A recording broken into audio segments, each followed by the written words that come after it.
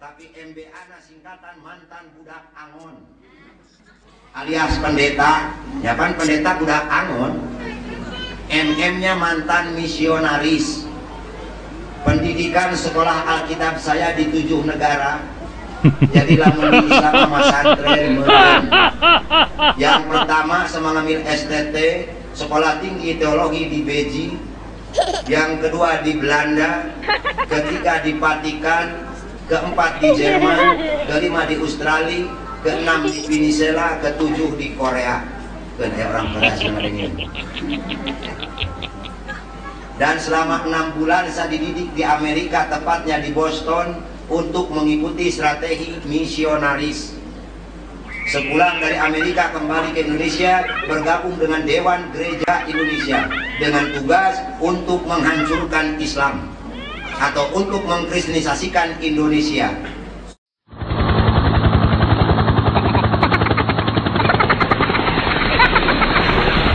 Oleh Yahudi dan Nasrani, yang pertama adalah Pulau Jawa, Jawa Barat, Jawa Tengah, Jawa Timur.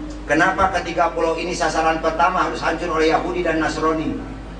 Karena ketiga pulau ini adalah basis pasantren. Yang kedua Kalimantan, yang ketiga Pulau Sumatera. Yang paling harus hancur oleh Nasrani adalah Jawa Barat, suku Sunda. Lantaran orang Sunda mah es. Aku mau mundur kumarane nasakan kangge. Ulah boro-boro ku Nasrani ulah leutik. Saya punya besan 2 orang jenderal yang dulu menghancurkan. Kalau tadi versinya pendeta yang menjadi mualaf.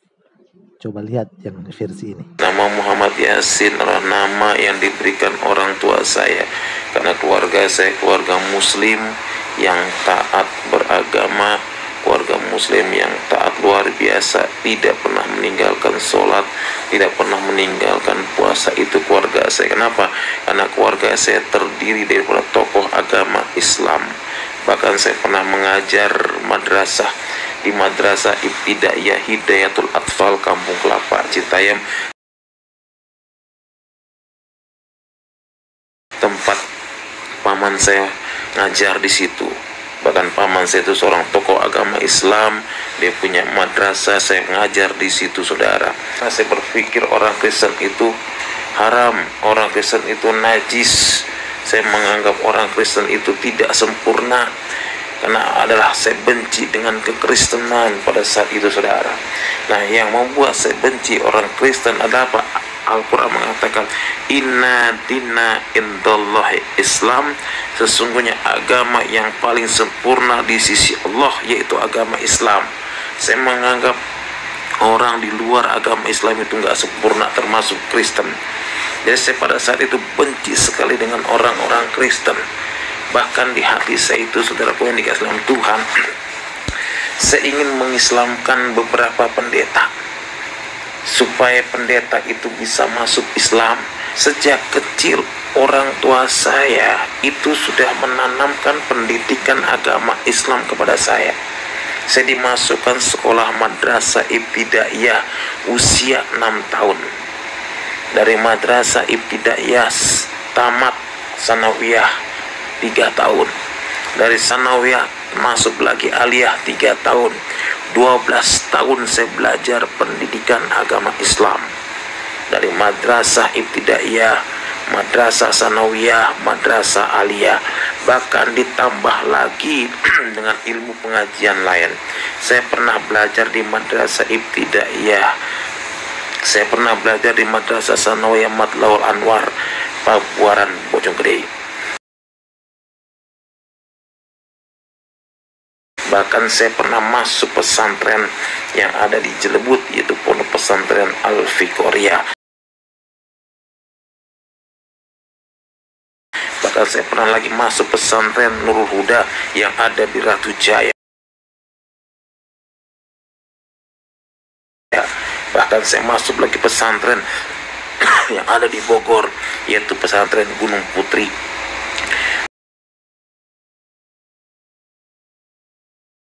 Saudaraku yang dikasih dalam Tuhan, begitu banyak ilmu agama Islam yang saya pelajari, saudara. Tapi pada saat itu saya punya hati kebencian dengan orang-orang Kristen. Ingin mengislamkan pendeta, ingin mengislamkan orang-orang Kristen. Kenapa?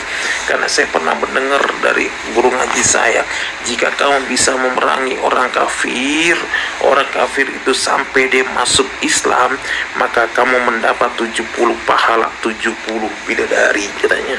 Apa pahalanya kalau kita mengislamkan seseorang? Oh, ini tidak sesuai dengan tema. Dapat pahala lah tentunya, ya, selama dia berbuat kebaikan, selama dia mempelajari agama, insya Allah Anda dapat pahalanya. Dan hadis Nabi SAW kepada Ali bin Abi Thalib pada saat perang Khaybar, gitu kan?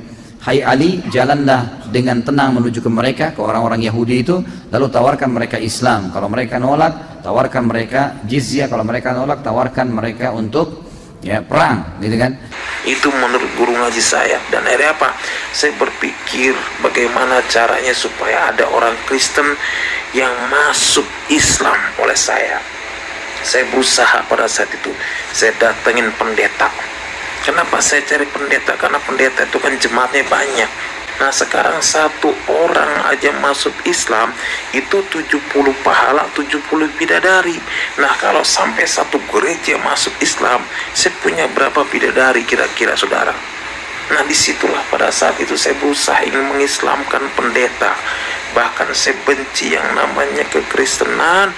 Bahkan sampai saya pernah membakar Alkitab Injil, saudara. Jika saya tidak berhasil mengislamkan pendeta, itu ada di hati saya hati jahat yang luar biasa. Apa yang saya lakukan? Saya bakar 3 buah gereja. Mungkin saudara pernah dengar gereja Kampung Leo Depok, itu saya yang bakar. Mungkin saudara pernah dengar gereja GPDI yang ada di Citayam,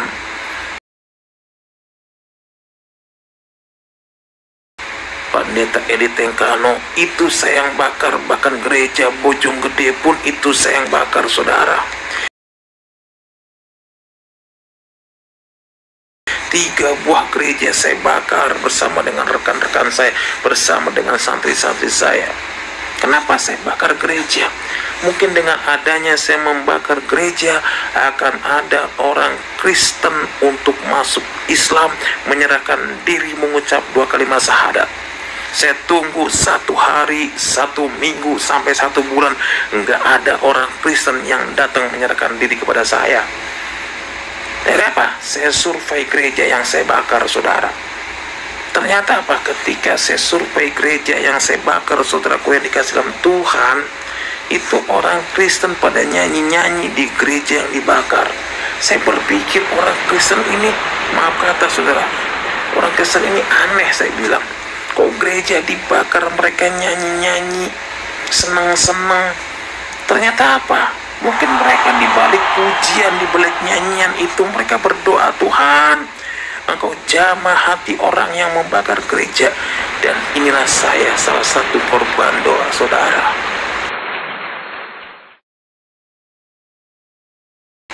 Berkat doa saudara, puji Tuhan, saya bisa menjadi seorang hamba Tuhan yang dulunya saya keras, yang dulunya saya membenci Kristus, yang sekarang puji Tuhan menjadi pelayan Tuhan, saudara. Dan akhirnya apa, saudaraku yang dikasih dalam Tuhan, saya katakan, saya bertobat jadi hamba Tuhan. Itu bukan seorang penginjil yang datang sama saya, bukan. Saya bertobat jadi hamba Tuhan, bukan pendeta yang datang ke saya, bukan. Saya bertobat jadi hamba Tuhan, bukan ada orang Kristen yang nginjili saya, tidak. Tapi Yesus yang menjamah hati saya. Karena firman Tuhan berkata, bukan kamu yang memilih aku, tetapi aku yang memilih kamu. Saudaraku yang dikasih dalam Tuhan, kita nggak bisa lari dari panggilan Tuhan, saudara. Akhirnya apa, saudara? Tuhan ini manggil saya melalui peristiwa yang sangat unik, peristiwa yang luar biasa, yang tidak pernah saya alami, saudara. Saya dijamah Tuhan Yesus melalui 2 mimpi yang saya alami.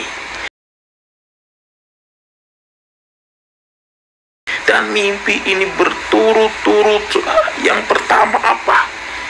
Yang pertama ketika saya habis sholat Isya, saudara. Langsung saya tidur. Ketika saya tidur, Tuhan kasih mimpi sama saya. Apa mimpinya? Di dalam mimpi tersebut ada cahaya sinar yang menerangi tubuh saya, dan cahaya itu mengeluarkan suara yang sangat lembut. Dia berkata, akulah jalan, kebenaran, dan hidup.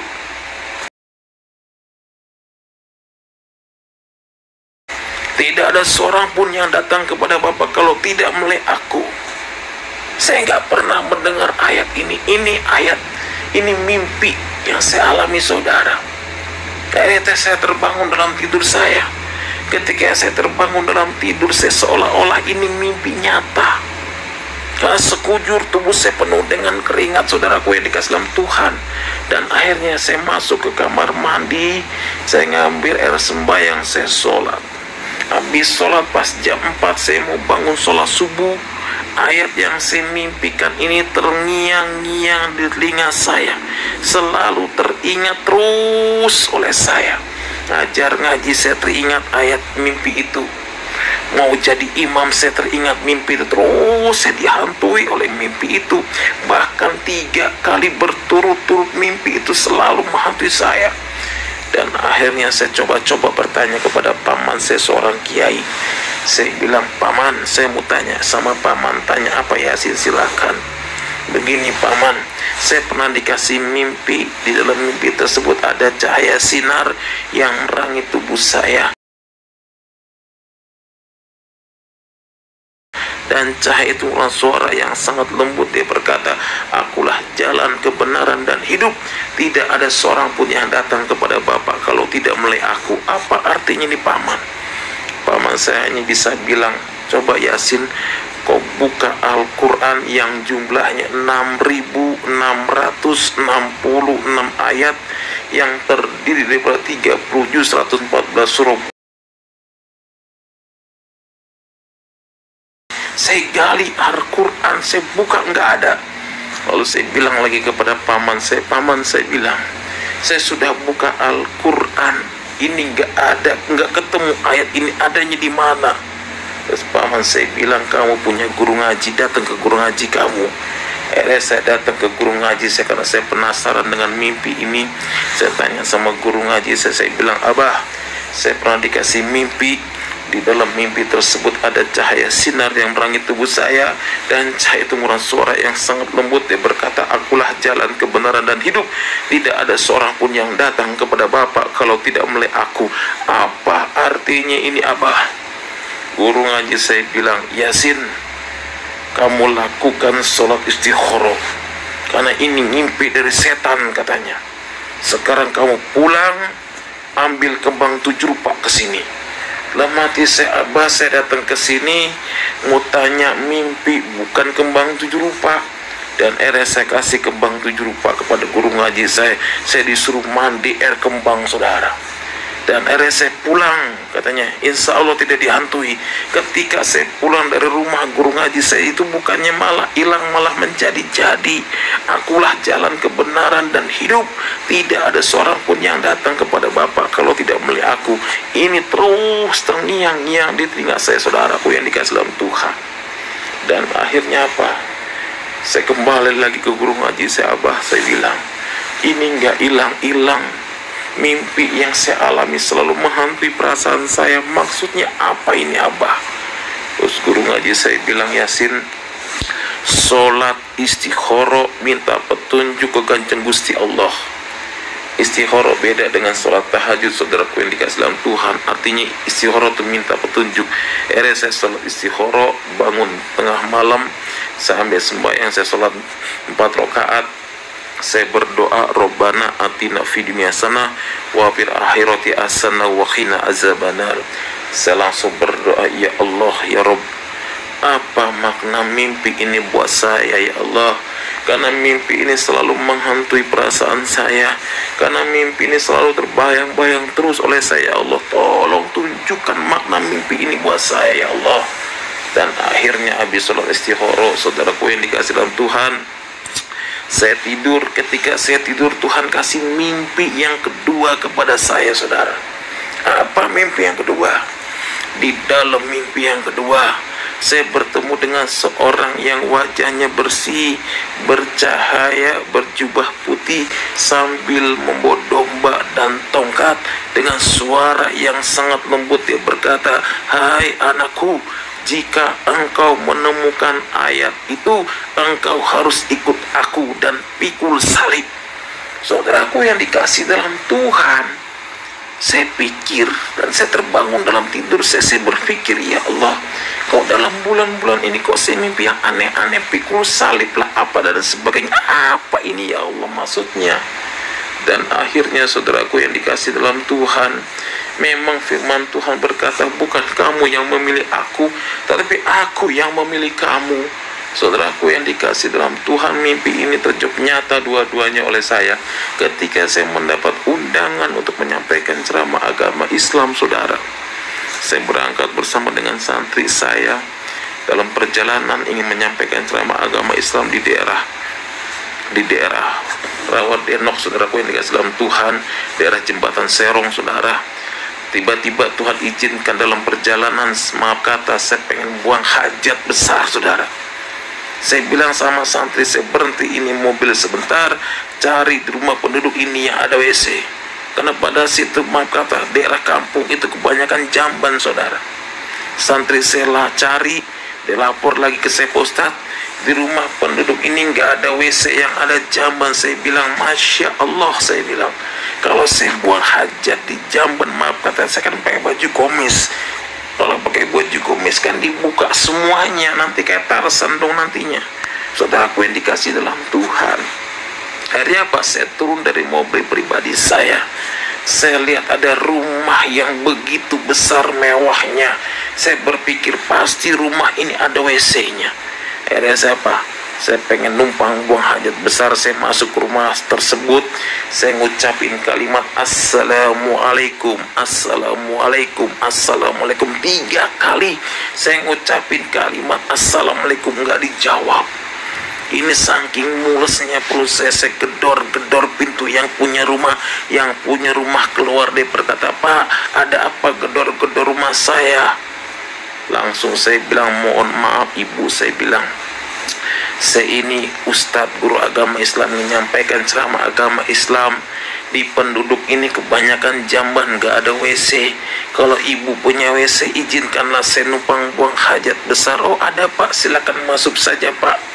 Saya mau buka sepatu, yang punya rumah berkata, "Pak, jangan dibuka sepatunya Pak, rumah saya ini bukannya masjid, silakan Bapak masuk aja." Akhirnya apa? Saya masuk, ditunjukin kamar mandinya sebelah sana, dan akhirnya saya buang hajat besar, saudaraku yang dikasih dalam Tuhan. Saya buang hajat besar, saya pengen pamit kepada yang punya rumah. Itu ada pembantu yang ngepel, saya tanya, "Mana yang punya rumah tadi, Dek?" Pembantu itu berkata, "Pak, Ibu ada di ruangan tengah, silakan Bapak masuk aja ke ruangan tengah, enggak apa-apa." "Enggak, saya pengen ngucapin kalimat terima kasih sama Ibu karena Ibu sudah mengizinkan saya untuk buang hajat besar di rumahnya." "Mana Ibu, masuk aja pada Bapak ke ruangan tengah." Saya masuk ke ruangan tengah, saudaraku yang dikasih dalam Tuhan, Ibu itu lagi baca koran. Saya pengen ngucapin kalimat terima kasih. Sebelum ucapan kalimat terima kasih itu keluar dari lidah bibir saya, saudaraku yang dikasih dalam Tuhan, saya melihat gambar yang sedang bawa domba dan tongkat. Saya kaget ketika melihat gambar itu, saya terkejut, saya bilang, "Ya Allah, ini kan gambar yang ada dalam mimpi saya. Kenapa adanya di rumah ini?"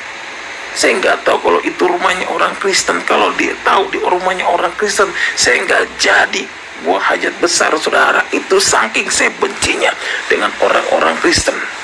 Dan akhirnya ibu itu berkata, "Pak, ini gambar yang bawa domba dan tongkat ini adalah Tuhan Yesus, Tuhannya saya." Saya bilang, "Masya Allah, saya salah masuk rumah." "Memangnya kenapa Pak?" "Enggak apa-apa, saya salah masuk rumah. Saya pernah dikasih mimpi orang yang sedang bawa domba dan tongkat. Saya cerita kepada yang punya rumah itu, dan yang punya rumah itu rangkul saya, Pak, Tuhan berkati Bapak, Tuhan pakai Bapak. Saya pikir pakai apa, hanya Tuhan. Saya bilang, akhirnya apa? Saya pulang, saya tidak jadi menyampaikan ceramah agama Islam. Sepanjang perjalanan saya berdoa, ya Allah, jangan kau jadikan saya orang Kristen. Amit amit saya jadi orang Kristen masuk neraka, saya bilang. Saudaraku yang dikasih dalam Tuhan, sampai di rumah saya sholat, saya mohon, ya Allah, jangan kau jadikan saya orang Kristen. Amin amin, saya masuk Kristen, ya Allah. Dan akhirnya apa, saudaraku yang dikasih dalam Tuhan, singkat cerita 1 bulan kemudian, habis sholat subuh, saya ada kerinduan hati pengen datang ke gereja, saudara. Kerinduan hati yang tidak bisa dibendung. Akhirnya saya cari gereja.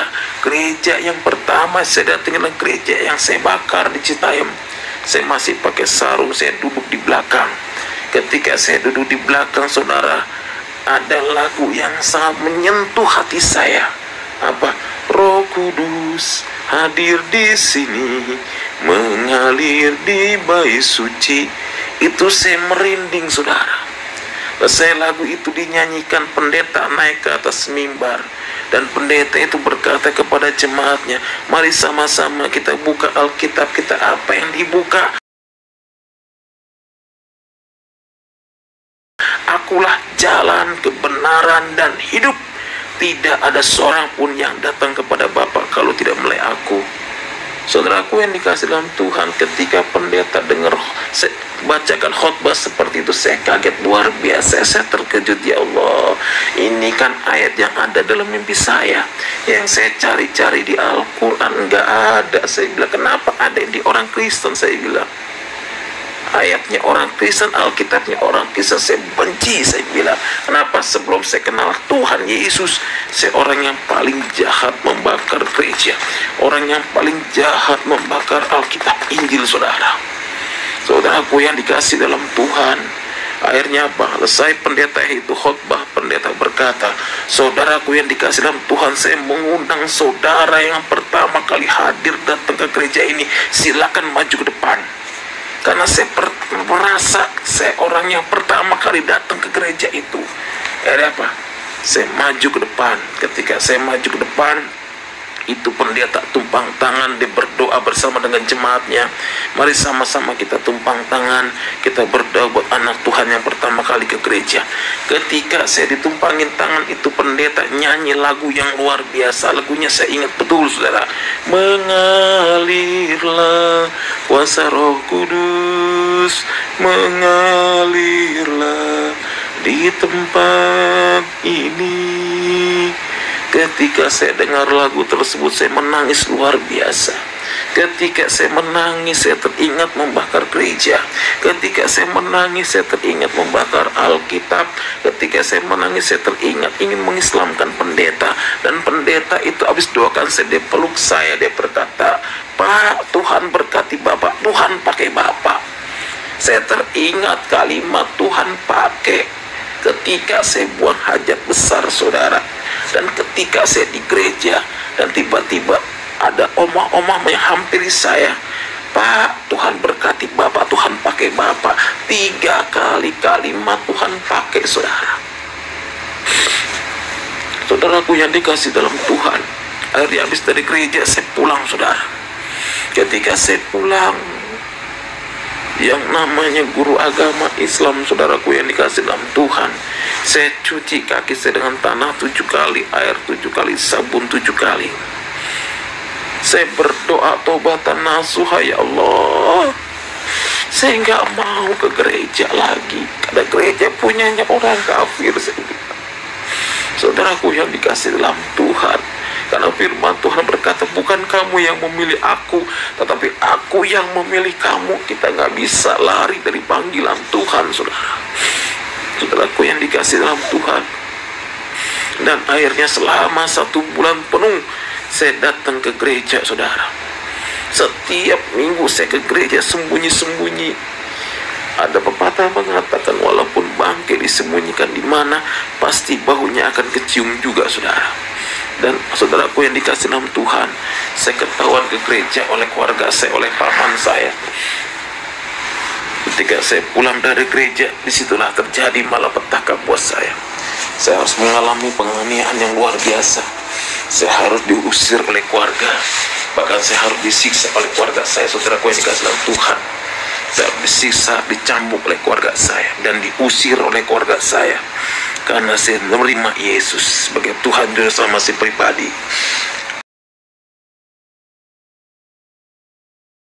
Firman Tuhan berkata, cari dulu kerajaan Allah dan kebenarannya, maka semua itu akan ditambahkan dan disempurnakan bagimu.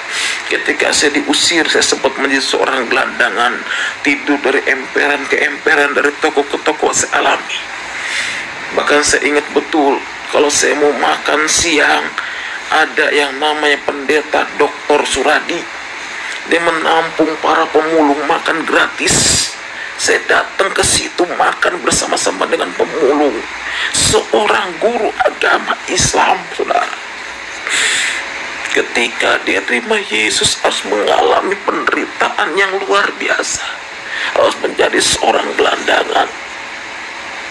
Tapi kasih Tuhan yang begitu dahsyat, kasih Tuhan yang luar biasa, Tuhan tidak pernah membiarkan saya sampai tergeletak. Tuhan tidak pernah membiarkan saya sampai jatuh.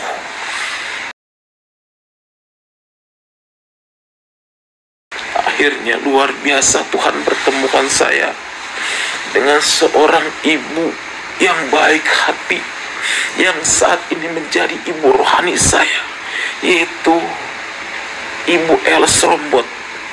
Beliaulah ibu rohani saya, yang mengangkat saya menjadi anak angkatnya, yang membimbing saya, yang membina saya, bersama dengan hambanya Bapak Pendeta John Lumenta. Beliau adalah gembala sidang GPDI yang rendah hati, bahkan sekum yang luar biasa, saudara. Jabatan beliau sekum sekarang di GPDI. Beliau rendah hati, beliau yang membimbing saya, beliau yang mengarahkan saya sampai saya bisa menjadi hamba Tuhan, saudara. Bahkan saya disekolahkan oleh Tante Els Rombot, sekolah pendeta, saudara. Saudaraku yang dikasih dalam Tuhan. Dan akhirnya apa, saudara? Ketika saya bertemu dengan Tante Els Rombot, saya dibimbing dan dibina menjadi seorang hamba Tuhan. Bahkan Om John Lumenta yang membimbing saya dan membina saya menjadi seorang hamba Tuhan, seorang ustadz yang radikal, seorang ustadz yang membenci Kristen. Tuhan ubahkan saya menjadi seorang hamba Tuhan, menjadi penginjil yang luar biasa. Sekarang saya pelayanan ke pondok-pondok pesantren, saya pelayanan ke musola, bahkan ke orang-orang Islam. Saya tidak bisa tampilkan fotonya di sini, saudara. Kalau saudara ingin melihat pelayanan saya banyak foto-foto orang-orang Islam yang sudah saya baptis, saudara. Nanti saudara bisa minta WA saya, saudara. Saudaraku yang dikasih dalam Tuhan, itulah kesaksian saya sampai saat ini, saudara. Jadi saya menghimbau kepada bapak-bapak, ibu-ibu, saudaraku yang dikasih dalam Tuhan, jangan pernah meninggalkan Yesus sedetik pun. Jangan pernah meninggalkan Tuhan Yesus, saudara. Alangkah ruginya kalau saudara sampai meninggalkan Tuhan Yesus, saudara. Saudara, alangkah ruginya kalau saudara sampai meninggalkan Tuhan Yesus. Nama saya Pendeta Yosua Muhammad Yasin. Mungkin saudara heran kenapa kok pendeta ada yang namanya Muhammad Yasin dan pakai kata Yosua. Saudaraku yang dikasih dalam Tuhan, nama Yosua adalah nama baptisan saya ketika saya mengenal Yesus sebagai Tuhan Juru Selamat saya pribadi. Nama saya Yosua. Sebelum saya kenal Tuhan, nama saya Muhammad Yasin.